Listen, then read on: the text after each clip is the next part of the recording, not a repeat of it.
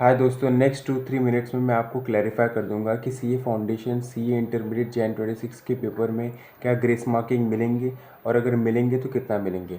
पहली चीज़, CA foundation का जो पेपर था जैन 26 का, वो ओवरऑल एवरेज पेपर ही आया था। ठीक है, एज सच कोई पेपर इतना डिफ़िकल्ट नहीं आया था और कोई भी क्वेश्चन गलत नहीं था। ठीक है, तो ज़्यादा चांसेस यही है कि सीए फाउंडेशन के पेपर में आपको एज सच कोई ग्रेस मार्किंग ना मिले।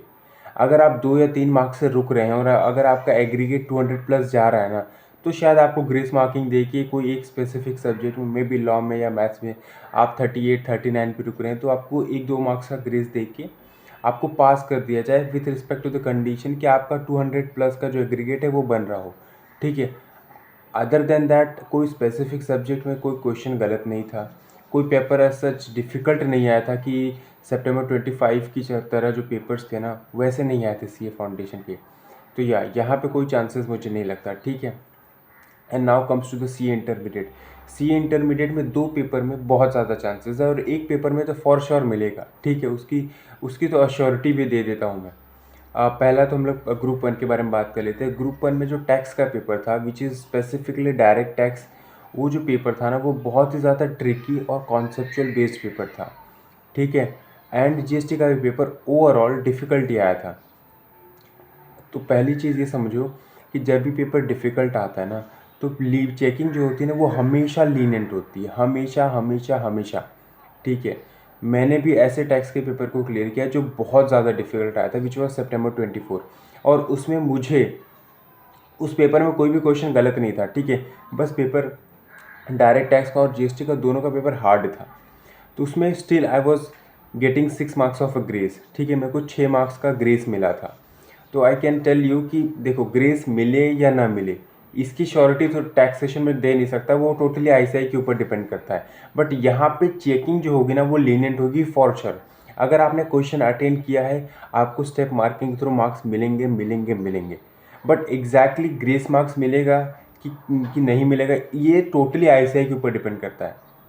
ठीक है, बट ज़्यादा चांसेस यही है कि यहाँ पे ग्रेस मार्क्स दे ही देंगे। जब भी आईसीआई पेपर डिफ़िकल्ट सेट करता है ना, तो ग्रेस मार्किंग दे ही देता है, भले कम मार्क्स दे, 2 या 3 ही दे, बट डेफिनेटली वो दे ही देता है। And now comes to the group 2 paper. उसमें ना एक स्पेसिफिक सब्जेक्ट है विच इज़ एफएमएसएम, हमें पता है। उसका क्वेश्चन 3 ये जो था वो हमारे सी इंटरमीडिएट के सिलेबस का नहीं था। रेशियो के चैप्टर से, रेशियो एनालिसिस के चैप्टर से डील करता है वो। But the main thing which we have to notice here कि ये जो क्वेश्चन था ना, एक पॉइंट ऑफ व्यू होता है ना कि कुछ कुछ कॉन्सेप्ट होते हैं, जैसे कि स्ट्रैटेजिक मैनेजमेंट में मेंडू मैट्रिक्स का कॉन्सेप्ट है, ये अपने आईसीआई स्टडी मटेरियल में नहीं है, बट आरटीपी में है, पीवाईक्यूज में है, एमटीपीज में है। तो अगर ये क्वेश्चन अगर एग्जाम में पूछ लेना, तो हम नहीं मांग सकते कि भाई मुझे ग्रेस मार्क्स दे दो आईसीआई। ठीक है, क्यों? क्योंकि आरटीपी, एमटीपी, पीवाईक्यूज में मेंडू मैट्रिक्स का कॉन्सेप्ट दिया हुआ है। ठीक है, बट आईसीआई की स्टडी मटेरियल में नहीं दिया हुआ है। बट यही चीज़ क्वेश्चन नंबर 3A में एप्लीकेबल नहीं होता। क्वेश्चन नंबर 3A का जो क्वेश्चन था वो अपने आईसीआई स्टडी मटेरियल में तो नहीं दिया है। ठीक है, बट आरटीपी, एमटीपी, पीवाईक्यूज इन तीनों में भी कहीं पे भी नहीं दिया है, ना किसी भी पास्ट के पेपर्स में, ना ही आरटीपी में, ना ही एमटीपी में।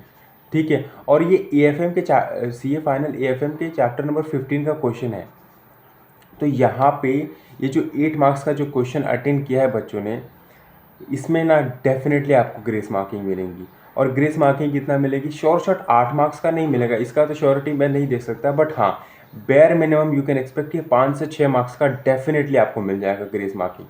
So this was all about grace marking. और आप लोग बता सकते हैं कॉमेंट सेक्शन में कि what do you think about same thing.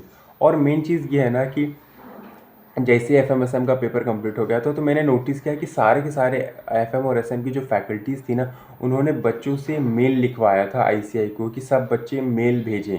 तो देखो, मेल का जो होता है ना वो इन्फ्लुएंस होता है, और मोर और लेस ऑल ओवर इंडिया में सारे बच्चों ने मेल किया हुआ है, तो उसका इम्पैक्ट दिखेगा और आप सबको ग्रेस मार्किंग मिलेगी।